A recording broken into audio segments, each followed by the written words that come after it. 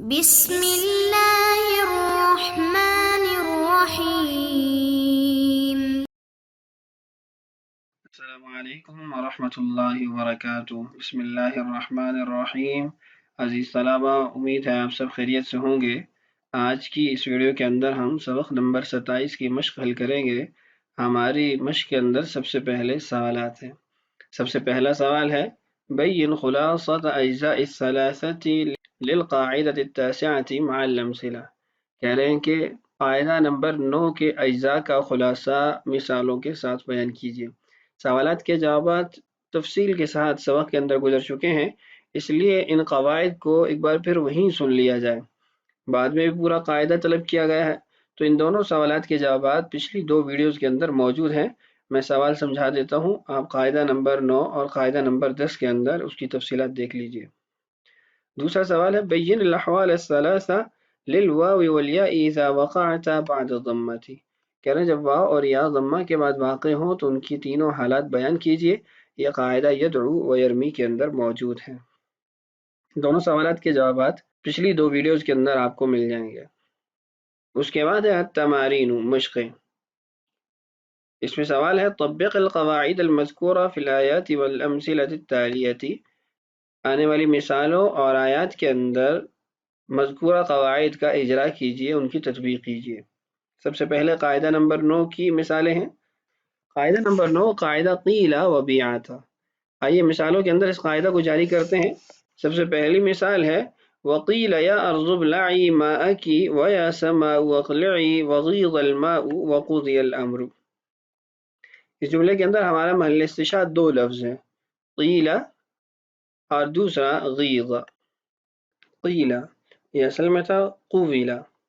واو متحرک ما قبل ضمہ ہے اور واو مجہول کے عین کلمہ میں واقع ہوا ہے، تو اس لیے ہم نے اس واو کی حرکت ما قبل کو دی، تو واو کی کسرہ قاف کی طرف منتقل ہو گئی اور واو ساکن ہو گیا۔ پھر قاعدہ میعادن کے تحت اس واو کو بھی یا میں تبدیل کیا تو صیغہ قیلہ بن گیا۔ غیظہ اصل میں تھا غیظہ، یا مجہول کے عین کلمہ میں واقع ہوئی، اس لیے ہم نے یا کی حرکت ما قبل کو دی تو صیغہ غیظہ بن گیا۔ اگلا جملہ ہے وَلَمَّا جَاءَتْ رُسُلُنَا لُوطًا سِیءَ بِهِمْ۔ یہاں ہمارا محل استشہاد ہے سیء، اصل میں تھا سویء۔ واو متحرک ما قبل کسرہ اور واو عین کلمہ کی جگہ واقع ہے، اس لیے واو کی حرکت ما قبل کو دی تو صیغہ سیوء بن گیا۔ پھر واو کو قاعدہ میعادن کے تحت یا میں تبدیل کیا تو صیغہ سیء بن گیا۔ اس کے بعد ہے وسیق الذین اتقوا ربهم الی الجنۃ زمرا۔ سیقہ یہ ہمارا محل استشہاد ہے۔ سیقہ اصل میں تھا سویقہ، واو متحرک مجہول کے عین کلمہ میں واقع ہے، ما قبل ضمہ ہے، ہم نے اس واو کی حرکت ما قبل کو دی تو سین کے نیچے کسرہ آ گئی، پھر واو ساکن غیر مدغم ما قبل کسرہ ہونے کی وجہ سے قاعدہ میعادن کو جاری کرتے ہوئے یا میں تبدیل کیا تو صیغہ سیقہ بن گیا۔ اس کے بعد ہے وَأَوْصَانِي بِالصَّلَاةِ وَالزَّكَاةِ مَا دُمْتُ حَيًّا۔ دُمْتُ یہ صیغہ ہمارے ان قاعدوں سے متعلق نہیں ہے، یہ پچھلے قاعدے سے متعلق ہے جس میں ہم نے قاعدہ قلنا وطلنا ماضی معروف کے صیغوں میں پڑھا تھا۔ اس کے بعد ہے فَفَرَرْتُ مِنْكُمْ لَمَّا خِفْتُكُمْ۔ یہاں پر بھی خفتکم محل استشہاد بنتا ہے، لیکن یہ قاعدہ ہم پہلے پڑھ چکے ہیں ماضی معروف کے بیان میں۔ وَإِنْ عُدْتُمْ عُدْنَا، یہ بھی ماضی معروف کے بیان میں ہم پڑھ چکے ہیں۔ وَقُلْنَا قَوْلًا مَعْرُوفًا، یہ تمام صیغے وہ ہیں جو ہم پہلے پڑھ چکے ہیں، پچھلی مشق میں حل کر چکے ہیں، اور چونکہ یہاں ہم نے مجہول سے متعلق قاعدہ پڑھا ہے اور یہ سارے معروف کے صیغے ہیں۔ وَخُذْتُمْ كَالَّذِي خَاضُوا، یہ بھی پہلے گزر چکا ہے۔ مَا كُنْتَ تَدْرِي مَا الْكِتَابُ، یہاں پر بھی محل استشہاد کنتا ہے جو اصل میں کونتا تھا، جو پچھلے سبق کے اندر سبق نمبر 26 میں جو ہم نے قاعدے پڑھے تھے وہ جاری ہوئے تو کنتا بنا، اس کی مشق ہم پہلے کر چکے ہیں۔ وَجِئْتُكُمْ بِآیَةٍ مِّن رَبِّكُمْ، یہاں پر بھی جئتکم یہ پچھلے سبق سے متعلقہ ہے، اس کی مشق اور قاعدہ ہم پڑھ چکے ہیں سبق نمبر 26 کی بحث میں۔ صِیمَ صَوْمُ زُہْدٍ، یہاں پر محل استشہاد ہے صِیمَ، اصل میں تھا صُوِیمَ، واو متحرک عین کلمہ کی جگہ واقع ہے، ما قبل ضمہ ہے، تو ہم نے اس واو کی حرکت ما قبل کو دی، جب واو کی حرکت ما قبل صاد پہ چلی گئی تو پھر ہم نے واو کو قاعدہ میعادن کے تحت یا میں تبدیل کیا تو صیغہ صیمہ بن گیا۔ اگلا جملہ ہے لیم الطالب علی تاخرہ، لیما اصل میں تھا لویما، یہاں پر بھی ماضی مجہول کا عین کلمہ میں واو واقع ہے، ما قبل ضمہ ہے تو ہم نے اس واو کی حرکت ما قبل لام کو دی تو اس کے نیچے کسرہ ہو گئی، پھر واو کو یا میں تبدیل کیا قاعدہ میعادن کے تحت۔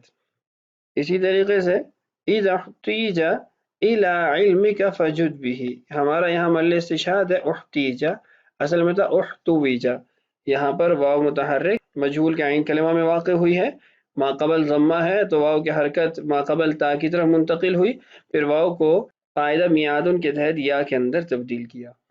تو چند مثالیں میں نے حل کر دی ہیں، قاعدے کی بقیہ مثالیں آپ خود حل کر لیجئے۔ ہم اب قاعدہ نمبر 10 کی مثالوں کی طرف بڑھتے ہیں۔ قاعدہ نمبر 10، قاعدہ نمبر 10 قاعدہ یدعو و یرمی تھا، اس کے مطابق ان صیغوں کو حل کرتے ہیں۔ پہلا جملہ ہے ان الصلاۃ تنہا عن الفحشاء والمنکر، محل استشہاد ہے تنہا، یہاں اصل میں تنہیو، تو ہم نے کہا کہ اگر واو یا لام کلمہ میں واقع ہو جائیں اور اس سے قبل اگر فتحہ ہو پھر تو ہم اس کو قاعدہ قال با کے تحت الف میں تبدیل کریں گے، ضمہ اور کسرہ کی حالت میں دوسرا قاعدہ جاری ہوتا ہے، تو یہاں قاعدہ قال با کے تحت یا کو الف میں تبدیل کیا گیا ہے۔ سنقرئک فلا تنسا، اصل میں تھا تنسیو، یہاں پر بھی قاعدہ قال با کے مطابق تنسا بنایا گیا۔ انہ یعلم الجہر وما یخفا، یخفا بنا قاعدہ قال با کے تحت، واو یا متحرک ما قبل فتحہ تو الف میں تبدیل ہوگا۔ وَنُيَسِّرُكَ لِلْيُسْرَى، یسرا اصل میں یسریو تھا، یہاں پہ بھی قاعدہ قال با کے تحت تبدیلی ہوئی۔ وَأَنْتُمْ تَتْلُونَ الْكِتَابَ أَفَلَا تَعْقِلُونَ، محل استشہاد تتلون، اصل میں ہے تتلون، اب یہاں پر واو متحرکہ ہے، ضمہ کے بعد ہے اور اس کے بعد واو ساکنہ ہے، تو ہم نے کہا اس صورت کے اندر ہم اس واو کو بھی ساکن کر دیں گے، پھر اجتماع ساکنین کی وجہ سے پہلی واو کو ساقط کریں گے۔ اب تتلون واو متحرک ما قبل ضمہ ما بعد واو ساکن ہے، تو پہلی واو کو بھی ہم نے ساکن کیا، پھر اجتماع ساکنین کی وجہ سے پہلی واو کو گرا دیا تو صیغہ تتلون بن گیا۔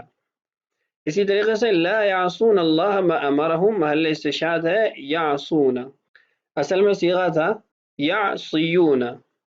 اب آپ دیکھیں یا متحرک کسرہ کے بعد ہے اور اس کے بعد واو ساکن ہے، تو یہ قاعدہ یدعو و یرمی کی تیسری شق کے مطابق ہم اس واو اور یا کی حرکت ما قبل کی طرف منتقل کریں گے اور اس سے قبل والا جو حرف ہے اس کو ساکن کر دیں گے اور پھر واو کو یا کے ساتھ تبدیل کریں گے، یا کو واو کے ساتھ تبدیل کریں گے، پھر ان میں سے پہلے کو ساقط کریں گے، اس لیے کہ دو ساکن اکٹھے ہو جائیں گے۔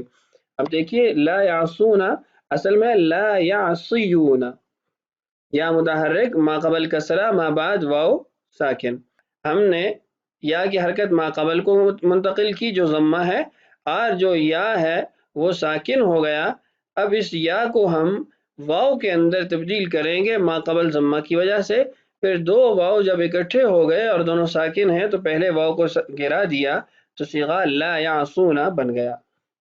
اس کے بعد ہے اتقضی اجازات رمضان فی مکہ المکرمہ، یہاں محل استشہاد ہے تقضی، اصل میں تھا تقضیو، یا فعل کے لام کلمہ میں واقع ہوا اور اس سے قبل کسرہ موجود ہے تو ہم نے اس کی حرکت کو حذف کر دیا، صیغہ تقضی بن گیا۔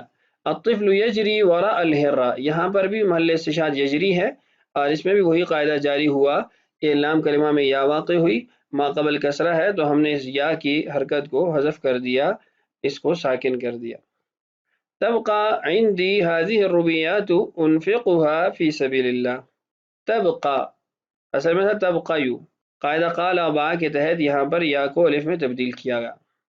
کم من شقی یعمی عن الحق، یعمی یہاں پر محل استشہاد ہے، یا کو الف میں تبدیل کیا قاعدہ قال با کے تحت۔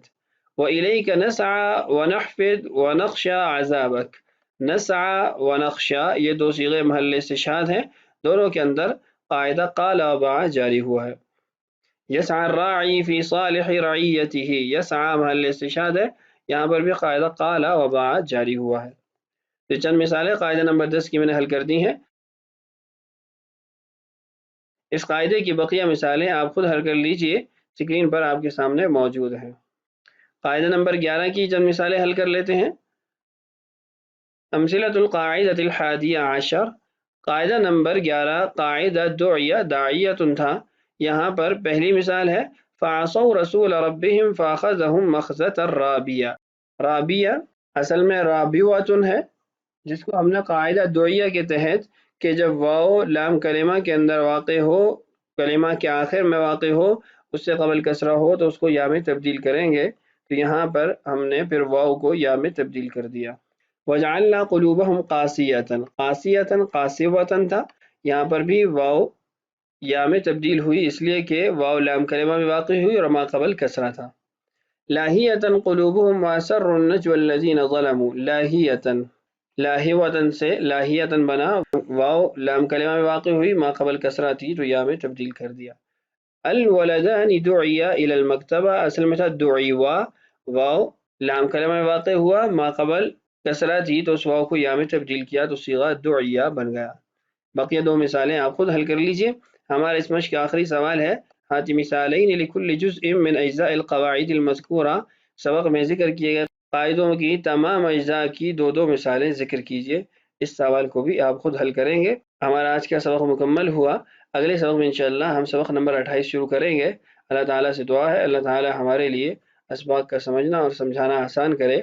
اللہ تعالیٰ ہم سب کا حامی و ناصر ہو۔ السلام علیکم ورحمۃ اللہ وبرکاتہ۔